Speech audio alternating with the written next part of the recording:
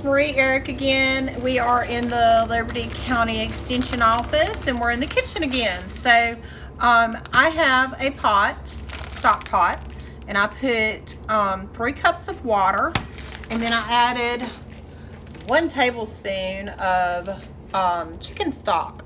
So this is going to be the base for our mac and cheese. So I chose today to use some elbow noodles and then some spirals. Now I wanted to show you that you can do that. You can mix up your pastas. Doesn't matter, but you need to look at the cooking time. So the cooking time for these elbows and these spirals that I intend to use, which I will be using 3 cups of, are shorter than if I were to use rigatoni. So if you want to use different pastas, I encourage you to do so. Just make sure that they have similar cooking time. So again, I have my stock pot. I have it on about medium heat, and what I'm going to do is I'm going to add some other ingredients here, and I'm going to put in 2 tablespoons of butter, just a squirt of yellow mustard. So this is going to help with our cheese melting. Use just a little bit of garlic powder. So I'm going to say probably about 1/4 teaspoon. Give it a little bit of flavor. I will use about 1/2 teaspoon, and that's what this is, of salt. Now I like spice, so this is cayenne pepper, and you can see we buy large amounts of cayenne pepper. We eat a lot of cayenne pepper at my house. So this is going to give it just a little bit of heat, but not too much, but it'll give it some good flavor. So we'll use about 1/2 teaspoon. It's just going to give it a little spice. This is something that's optional. You do not have to add this.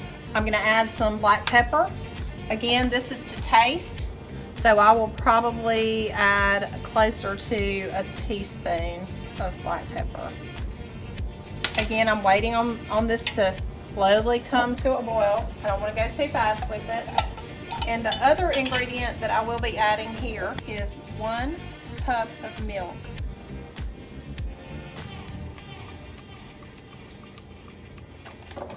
So I'm going to place that in there. So when you're heating this mixture, the key is to go slowly. If you put it on high and heat it too quickly, you'll scorch the milk and you'll have to start over. It will not work. So we have this going. I'm going to start stirring. Once this comes to a boil, I'll add my pasta and we'll boil our pasta. Okay, so we finally have our mixture slowly coming to a boil. So this is when I'm going to add my pasta.